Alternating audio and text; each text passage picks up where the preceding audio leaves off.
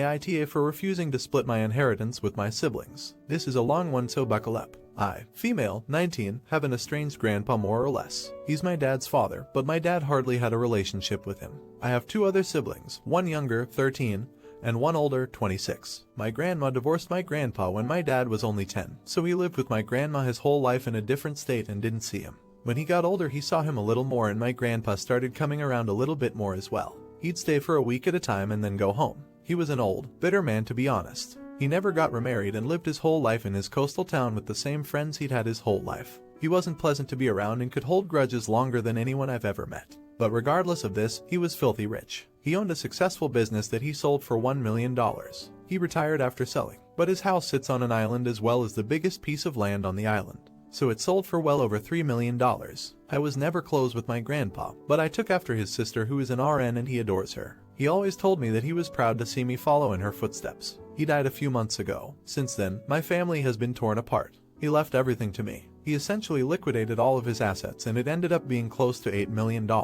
I was shocked. I didn't and still don't know what to do with the money, but I'm going to save it. My dad and stepmom as well as my siblings are hounding me to split the money with them. I just can't do it. My dad is an alcoholic who never said anything nice about his dad. Despite him being bitter, my grandpa actually bought my dad a $300,000 house. My dad would 100% drink away any money given to him. As far as my siblings, my brother has full financial support from my grandma as he is the favorite, and he's very wasteful and ungrateful. He never talks to me and always is very mean to me when he does. My little sister is the only person I've actually considered. She's very young, and that's really the only thing stopping me. Her mom is money-oriented and would take the money from her. So I'm waiting until she turns 18, and I offered to pay for her college. But now my family is telling me I'm unfair and the money doesn't belong to me and I'm not deserving of it.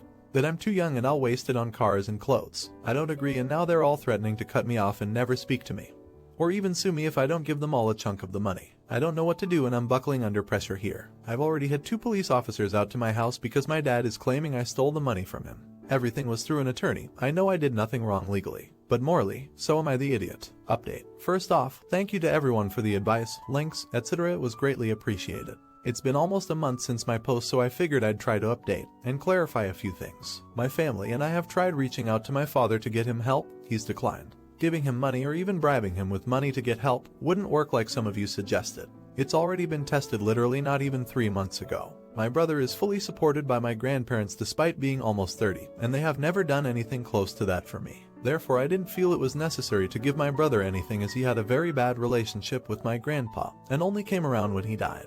My mother wasn't included in the story because I didn't think it was necessary. She has worked 3 jobs her whole life to support my brother and I because my dad was negligent and threatened her, so she never got child support. She's always supported us and provided for us, even though my dad has always made double the amount she has. I didn't ask for his money. I didn't have any previous knowledge. I was even in the will. I was upset when he passed because we had always been a bit closer than him and the rest of my siblings, family. My grandfather bought my dad a very nice house. He didn't have to, but he did. My dad never said thank you. He doesn't keep it clean and doesn't take care of it. Simply, he doesn't deserve the money after everything that's even done for him. With all of that being said, here's what I've chosen to do. I've set up an account for my little sister with enough money for a 4-6-year degree, a car, and a down payment on a house. I donated a sum of it to charities, bought myself a new car, and put the rest of it away into CDs that I can't touch for another 4 years unless I pay fees to withdraw the money. I plan to renew these accounts every few years or until I absolutely need it. Again, thank you to everyone. I was scared, lost, and overwhelmed. I couldn't have done this without all the support and advice I was given.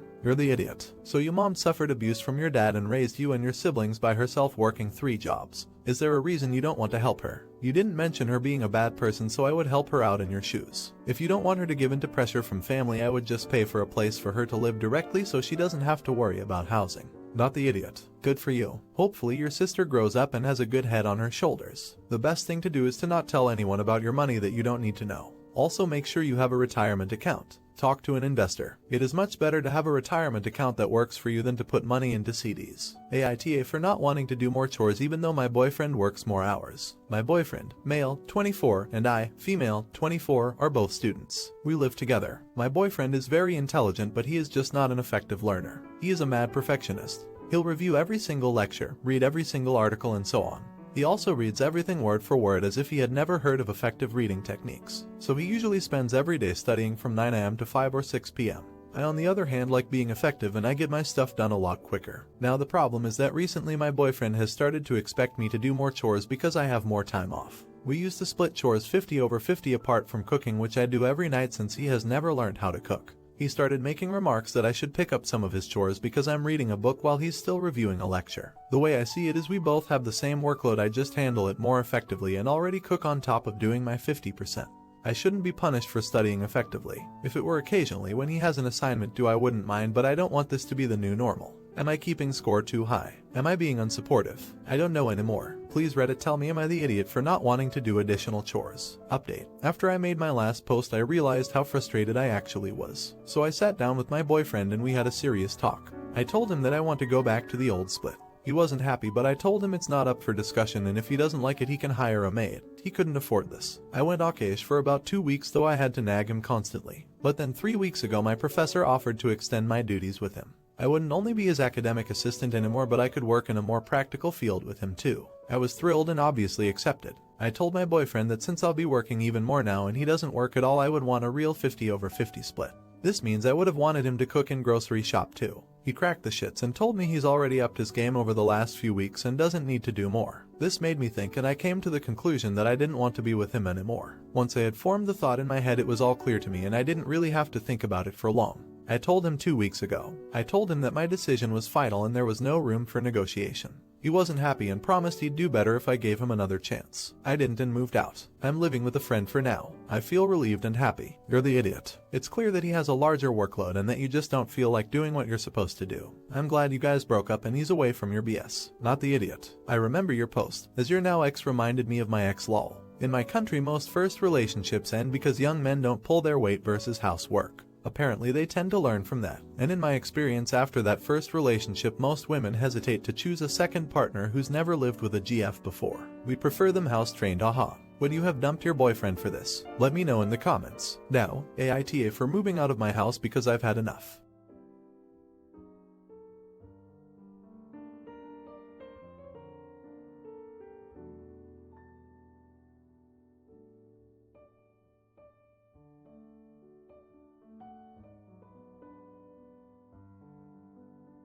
So I've lived with my parents up until the age of 23. Now I know that's late, but I live in an Indian household, and usually you don't move out until you're married. Now I don't mind this, or I should say I wouldn't mind this if that house wasn't a total hellhole. There's a total of 8 people living in that house with only 3 rooms. My dad decided that we should bring our grandparents to this country, and he hasn't told me why. I have to share my room with 2 adult cousins who decided to immigrate to this country to get a better job, but they don't seem to want to move out anytime soon. And let's not forget that it's so loud. I'm a nurse and when I come home I like to relax, but I can't when there are 2 very loud people entering and leaving my room whenever they feel like it with no courtesy of being a little quiet.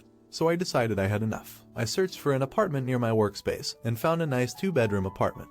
I told my parents I'm moving out and they flipped. My dad started yelling at me that I'm not married yet and it would be rude for me to move out before I'm married. My mom started crying telling me how I could just leave her like that. I tried to ignore them but they kept trying to stop me. So I told them that I just can't live in a place where I don't get any respect. I've been living in my apartment for just a little over a week, and let me tell you that this was the best decision I have ever made. My brain is no longer exploding from being in such a loud house because I get to control the noise that goes around in my apartment.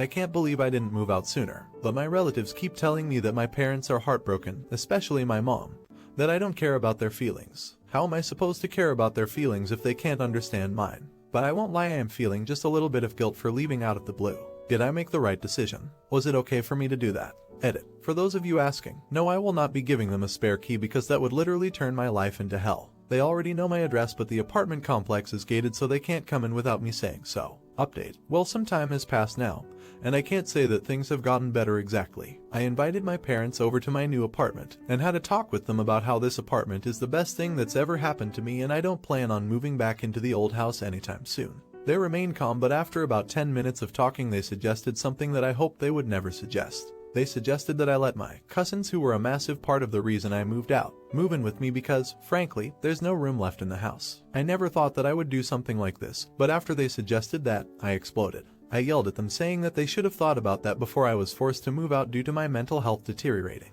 I told them that they are never allowed to move in with me, and I don't have any room for them either. They yelled back saying I'm being way too disrespectful, and I should watch my tongue around them. My mother started tearing up, but I don't care about that anymore. All the guilt that had built upon me for moving out had disappeared in that moment. I had them leave and told the watchman to never let them in without my approval. So yeah, while the situation did not at all get better, the guilt I had in my heart and mind from the last post is now completely gone because I've realized that Indian parents care not about their children's health, but their status in their families. Cousin's parents suggested they move in with me and they agreed. More. Not the idiot. Good for you for standing up for yourself. Cut contact with any relatives who are harassing you over this. A lot of cultures tell you that you should respect your parents, but I believe parents, and family in general, deserve respect when they give respect. Not the idiot. When the lease is up, try moving to another area so they don't know where you are. Only meet them in public areas and maybe keep your important doc in a safe or safety deposit box. WIBTA if I backed out on buying a Switch purely to spite my siblings. A little bit of background. I, male, 15, work a 20-hour work week along with school and make a fair wage while doing so.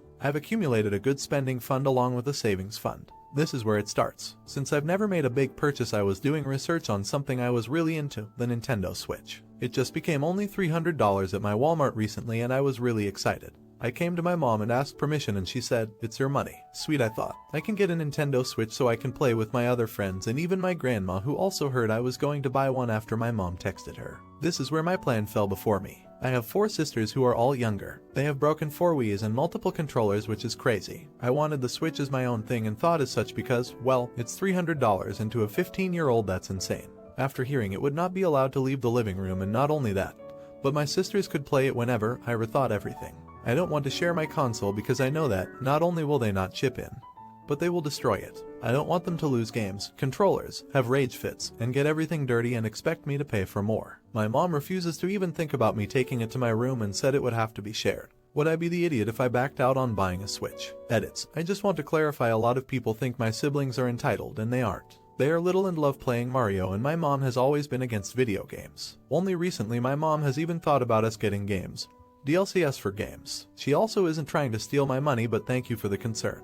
Also, I will be going soon to switch banks, but I can't make purchases over $100 on a card for a minor. I live in a big family, so we all share, no selfishness, which I understand, but since I'm getting to that age where privacy is more valuable, I put it up here as I was unsure. Thanks for helping me with this. Also, I love my mom. She isn't crazy or anything. It's just she wants everyone to share everything, and I'm no longer about that.